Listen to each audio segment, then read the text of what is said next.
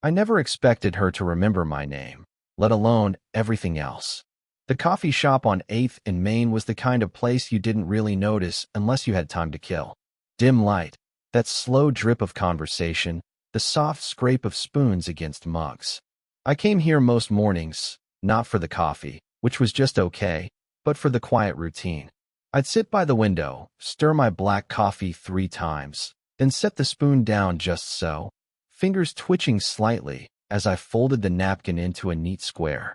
She was there that morning, leaning against the counter, the way she always was, mid-40s, maybe a little older, with that effortless calm that made the air around her feel warmer. I'd known her for years, but only as my friend's mom. That's how I still thought of her, mostly. The kind of person you never imagine seeing outside the usual places.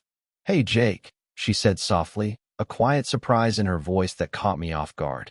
I blinked, caught off guard not just by her greeting, but by the way she said it, like she'd actually been thinking about me. "Morning," I said, clearing my throat. My order was already waiting for me. Black coffee, no cream, just like always. She smiled, a small, quick upturn of the lips, and added, "You've been on my mind." I looked away for a second, caught in the flutter that ran through me. There was nothing dramatic in how she said it, just the honesty behind the words that made everything feel a little heavier. My eyes flicked toward her hands resting on the counter, fingers tapping lightly, as if she wasn't sure she should have said that at all. I wanted to say something clever. Instead, I just said, "Then let me stay there." The words felt fragile, like a glass about to slip from my fingers.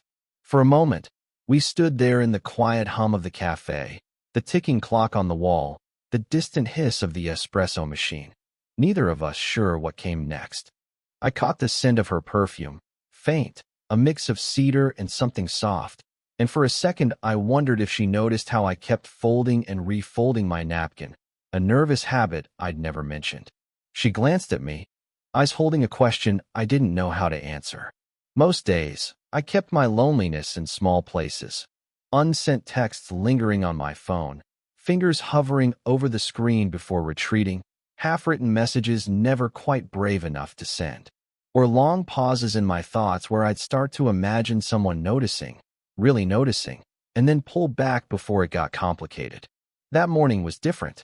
The air between us felt charged with the kind of quiet that fills up a room without a word. When she spoke again, her voice was almost a whisper. "I wasn't sure if you'd come back today." I shrugged, not trusting myself to explain why I had. She smiled again, but it was softer this time, like she was holding back something she wanted to say but couldn't quite. As I left the cafe, my steps slow, I felt the weight of something unspoken settle between us, heavier than the morning chill outside.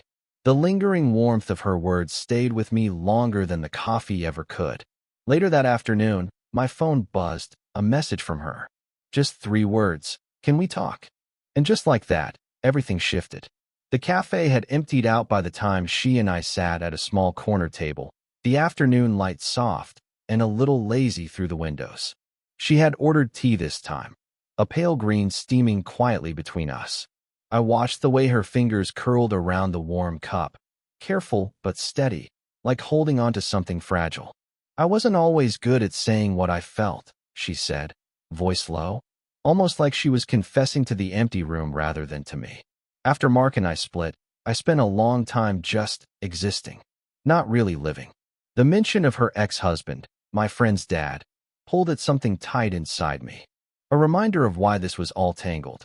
Not just the age gap, or the fact that I was close enough to her family to know how carefully all of this needed to be hidden, but because it felt like stepping into a place that wasn't mine. I nodded, feeling my throat tighten. "I get that. Sometimes it's easier to just freeze in place." She smiled softly, a little sad. "Yeah, I used to think I had to have it all figured out. Now, I'm learning it's okay not to." There was silence then, the kind that doesn't scream but hums quietly between 2 people trying to find their footing. I felt the awkward weight of it, wanting to say something true but not wanting to cross a line. My eyes drifted to her hands again, and I caught the flicker of a scar on her wrist. "That?" I said softly, nodding toward it. "What happened?" She glanced down, then back at me, her gaze steady. It's from when things were at their worst. I guess some memories don't fade as easily. I didn't ask more. Sometimes silence says what words can't. Helping her fold up a stray napkin felt like an excuse to close the space between us without words. My fingers brushed hers, a touch so light it might have been accidental, but her eyes met mine with a calm that surprised me. I know this is complicated, I whispered, but I think about you more than I probably should. She didn't look away. Me too. The moment lingered, a quiet, fragile thread stretched taut between us. No promises, no declarations.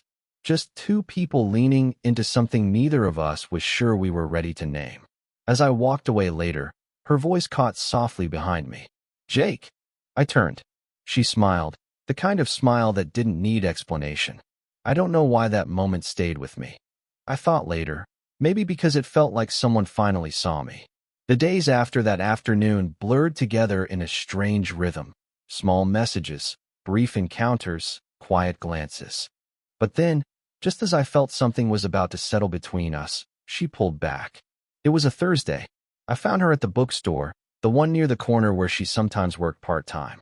She was shelving books, calm as ever, but when I walked over, her smile faltered just a bit. Hey, I said, trying to catch the easy tone from before. Hey, she replied, eyes briefly meeting mine, then darting away to the books in her hand. There was something in the air, a pause too long between words, a shift I couldn't name. Busy day? I asked. She nodded, but didn't say more. We stood there, 2 inches apart, but worlds away, the silence stretching thin. I wanted to reach out, touch her hand again, but my fingers stayed by my side. Instead, I fiddled with the corner of a paperback, heart drumming louder in the quiet. From behind, a voice cut through the stillness. Jake! It was my friend, her son, stepping between us, eyes curious but cautious.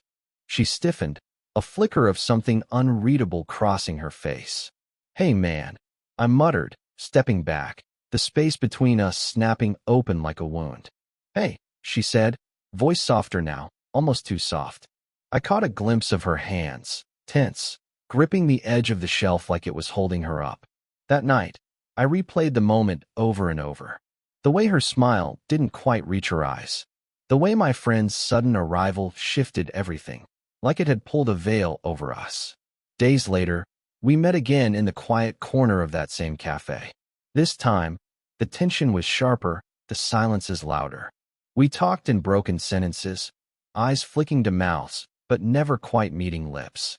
When she reached out to brush a strand of hair behind my ear, I caught my breath. Her hand lingered, too close to retreat, but not quite brave enough to stay. I leaned in, half out, the world narrowing to that moment suspended between almost and never. She pulled back just enough to stop it, just enough to leave me wondering what might have been if only we'd crossed that line. The park bench was slick with rain, though the storm had passed hours ago. We sat side by side, neither of us speaking much, the quiet broken only by the occasional drip from the leaves above.